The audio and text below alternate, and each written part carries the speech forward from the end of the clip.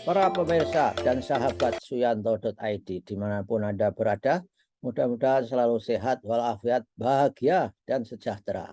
Nah, masih bersama channel edukasi, channel pendidikan kita, Suyanto.id.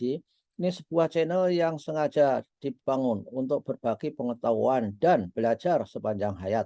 Nah, kita akan berbagi apa, berdiskusi apa kali ini? Kali ini kita di episode ketujuh ini akan berdiskusi mengenai apakah MBKM itu memiliki sustainabilitas yang tinggi ataukah tergantung pada menterinya.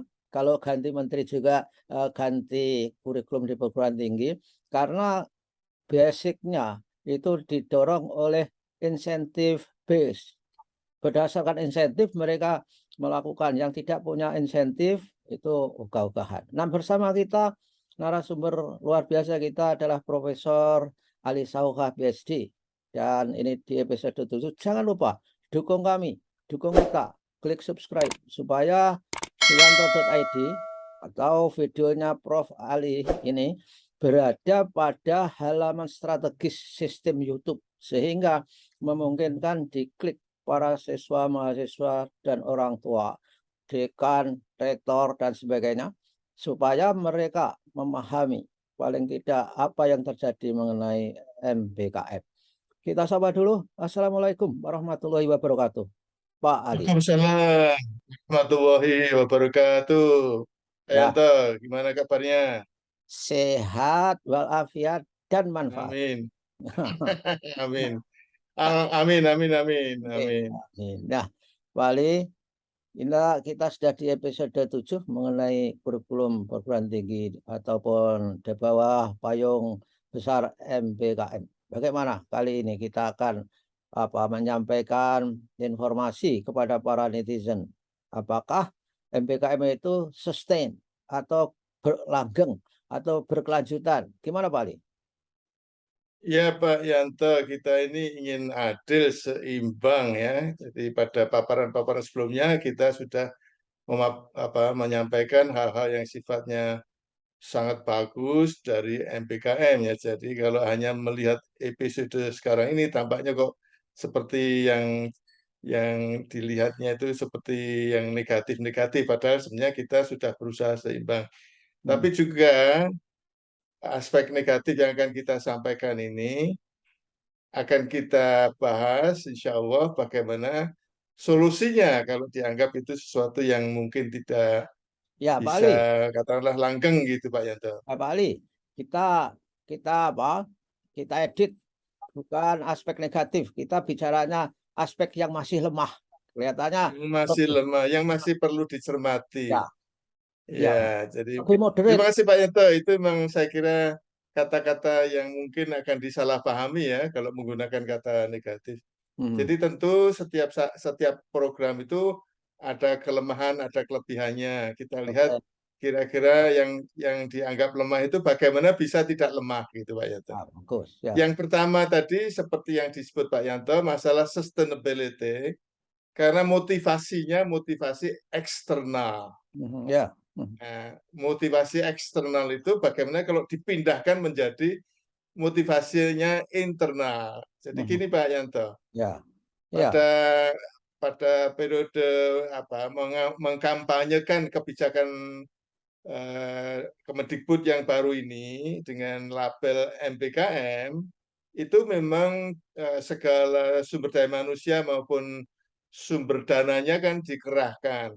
mhm, Sehingga kemudian memang kelemahannya itu bisa saja karena mengerahkan segala macam sumber dana, itu kemudian ada motivasi-motivasi eksternal mhm, yang kalau kemudian itu tidak lagi ada dana, bisa saja kemudian tidak berlanjut. Itu masalah sustainability.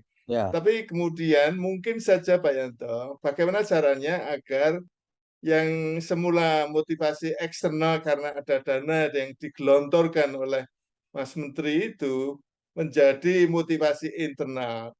Menurut saya Pak Yanto, ya, peluang untuk untuk mengeksplor gitu ya mhm, segala macam program yang terkait dengan EBKM, yang kebetulan memang sekarang didukung oleh dana yang kuat, itu diambil hikmahnya mencari peluang bagaimana caranya agar nanti pada waktu tidak ada lagi dana yang digelontorkan itu masih tetap berlanjut karena memang itu Ya, dianggap menguntungkan ya. bagi perguruan tinggi, menguntungkan bagi Mhm. program studi, sehingga apakah nanti tanpa dana, apakah dananya itu internal dari lembaga, maka kemudian itu berlanjut gitu Pak Yanto.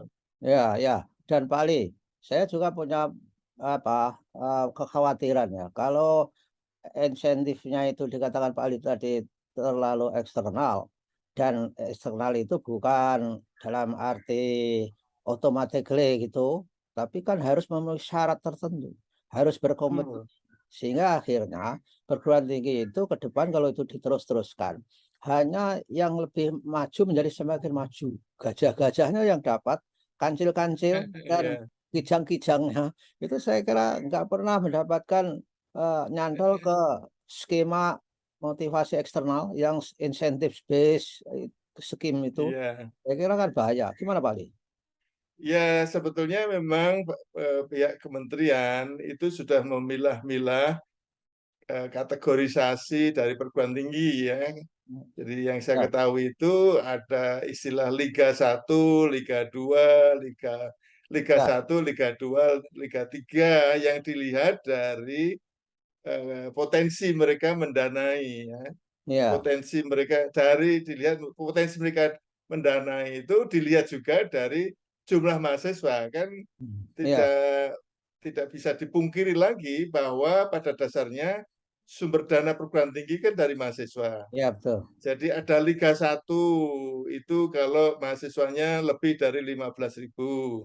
Mhm. Liga 2 itu kalau mahasiswanya Ya, minimal 5.000. Kemudian ada Liga 3 ya, yang mahasiswanya itu 5.000 kurang dari 5.000 begitu Pak Yanto. Jadi mungkin juga pada saatnya nanti tentu program-program yang sekarang ini bisa dieksplor kemudian betul-betul manfaatnya bagi peningkatan mutu lulusan, peningkatan mutu penyelenggaraan perguruan tinggi, itu kemudian dimaksimalkan dengan dana yang ada di masing-masing perguruan tinggi dengan ya, liga yang terkait tadi, Liga ya 1, Liga betul. 2, Liga 3. Jadi artinya masing-masing tetap bisa berkembang. Mhm, iya. Ya, Dan masing-masing tetap bisa berkembang. mhm, Jadi menurut saya ini perlu diniati untuk timing yang tepat dengan adanya kompetisi ya, yang mhm, itu kemudian meningkatkan mutu untuk kemudian bisa memperoleh dana, iya, mendapatkan dana dari kompetisi atau hibah kompetisi yang sekarang itu digalakkan oleh kementerian dan mengeksplor kira-kira mana yang nanti akan dilanjutkan oleh masing-masing perguruan tinggi tanpa harus mengandalkan dana eksternal lagi. Begitu Pak iya. Yanto. Ya saya kira kan apa, memang leveling liga-liga itu oke, itu harus apa, diikuti dengan implementasi kebijakan berbasis kemampuan perguruan tinggi. Oleh karenanya, saya kira harusnya yang sudah mampu itu justru untuk piloting paling. Ya misalkan yang Ya, gajah itu untuk piloting MBKM.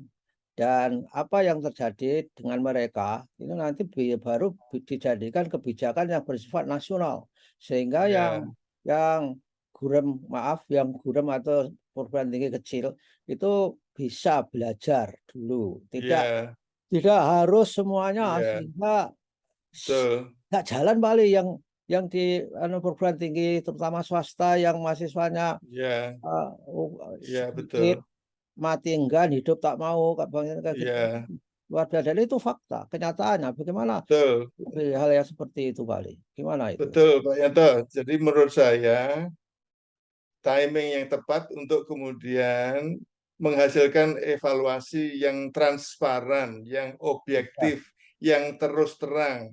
Masing-masing liga itu Pak Yanto, kalau Liga 1 bagaimana implementasinya, ya, bagaimana kekuatannya, kelemahannya, keuntungannya, kerugiannya, dan kemudian itu dilihat bersama-sama secara ya, nasional Ya. Dan kemudian itu menjadi satu dokumen yang sangat berharga Hmm. untuk kemudian pada saatnya nanti kalau kemudian masing-masing liga tadi itu punya dana, Hmm. mana yang memang dipilih untuk kemudian dilanjutkan. Ini masalah sustainability tadi Pak Yanto. Ya, betul.